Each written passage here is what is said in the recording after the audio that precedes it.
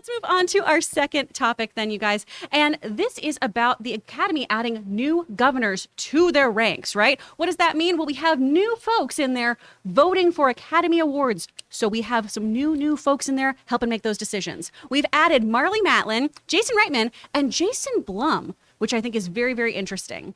What's really, really cool about this is right now the Academy sits for the first time having about 54% of its members be women. And this is unprecedented. It is. Is very, very cool. Having Marlee Matlin in there also means that we're going to have a really great focus on inclusivity and properly showcasing diversity in our actors and everything too, which I really, really appreciate, especially from her work on CODA, right? Making sure those were deaf actors. Well, all the way back into the 80s with William Hurt and Children of a Lesser God. Absolutely. And she's so good in Children of a Lesser God. Oh my gosh. But the one I want to talk to you about here though, Rob, because I got really excited. Don't be scared. I was like, oh, this should I be scared? This seems like right up Rob's alley. Jason Blum being a member of the Academy. I think this could open up a lot of potential for genre films to finally get their day in the sun. Especially, no, horror films too. Jason Blum is a guy, I don't know him. Mm-hmm. I've only produced one horror movie, but Jason Blum has single-handedly brought back the theatrical viability of the low-budget horror movie. And his model of making movies for $5 million or under, and then if the movies turn out well, like M. Night Shyamalan came back and made The Visit, he was in director jail, comes back and reinvents his career. I mean, I don't think that Jason Blum, people who've worked with him, I've heard the gamut of opinions about Jason Blum, but for me, as someone who doesn't know him from the outside, I just look and say he has made low-budget horror genre filmmaking viable. Again, in the theatrical marketplace. Oh, absolutely. And you look at like Lee Whannell's Invisible Man. You on one hand, you look at Kurtzman trying to direct The Mummy with Tom Cruise and bring back the Dark Universe and bring back the Universal Monsters. Lee Whannell, of course, one of the co-creators of the Saw franchise, comes back and writes and directs Invisible Man for $8 million. $8 million.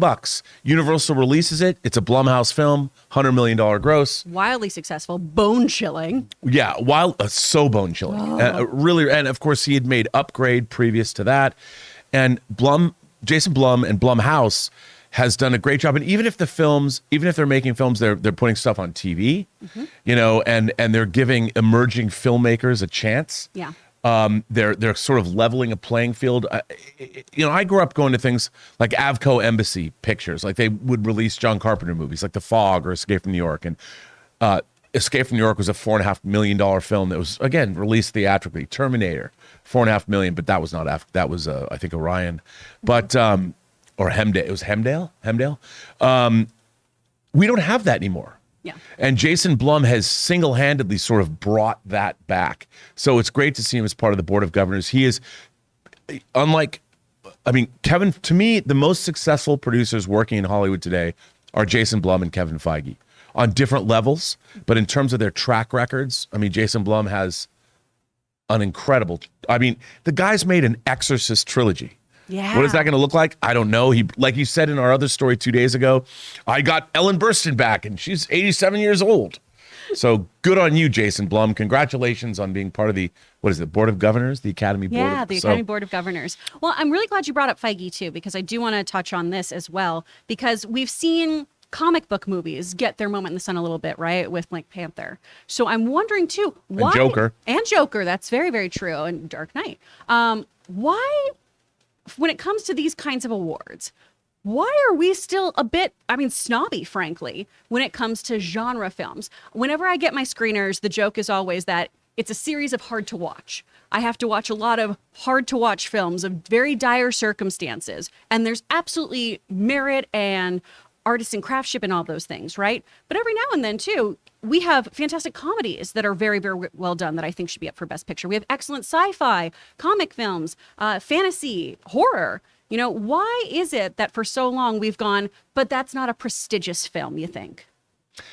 Well, genre literature has always been traditionally not as, look, I think the great stories, at least the way we perceive them, are about human truths. And when you're watching stories, whether you're watching a story like Amadeus, for instance, about creativity, and Salieri's jealousy about Mozart, and of course Peter Shaffer wrote this great play. It comes from the pedigree there. It's like, this is an important film, even though it's wildly entertaining and Milos Forman did a great job. It's still about Mozart, so it has importance. And I think that, and I even believe this, I think that, like Lawrence of Arabia, a historical figure, deals with mankind and warfare and I love your underserved prestige voice, by the way. populations. There you go. Well, and then of course you've got other kinds of movies that deal with these prestige issues, even though so does genre cinema, Yes. just wrapped up in a horror, sci-fi, or fantasy bow. It's typically an allegory for you to be able to kind of swallow that pill of what societal issue the film's trying to address. I mean, as much as I love Woody Allen and love Annie Hall, in 1977 or in 1978, when the 77 Academy Awards were airing, I was a 10-year-old boy. I was about to turn 11, still watching the Academy Awards. I loved them when I was a kid. a little young for Annie Hall. Yeah, I'm like, I didn't even know what Annie Hall was. No one took me to see Annie Hall. Star Wars. Star Wars did not win the Academy Award in 1977, even though it changed the world. And why? Because it was a fairy tale. Mm-hmm. It wasn't important, whereas Annie Hall was about, New Yorkers and intellectuals and Marshall McLuhan. You don't understand my work at all. I love Annie Hall. And I still, to this day, Star Wars was more meaningful in terms of the best picture of the year. I mean, I'm arguing over Kenobi on Twitter 45 years later. Yeah. No one is asking about the return of Annie Hall. People don't even know who Diane Keaton is. No, I'm not. Which is a shame. It really is. It's truly, and she's like single. What? I know. Oh my gosh. I mean, come on, Mrs. Corleone is single. Oh but that's what I think the problem is that there has been a bias against, and there always has been. Genre literature has always had a bias against it. And whether it's science fiction, fantasy, or horror, we saw Silence of the Lambs. Silence of the Lambs, as much as I like it, is not a better movie than The Exorcist. That was also nominated for Best Picture. No one was going to, in 1974, no one was going to give The Exorcist Best Picture. No, just a bunch of scared Catholics because we think it's real.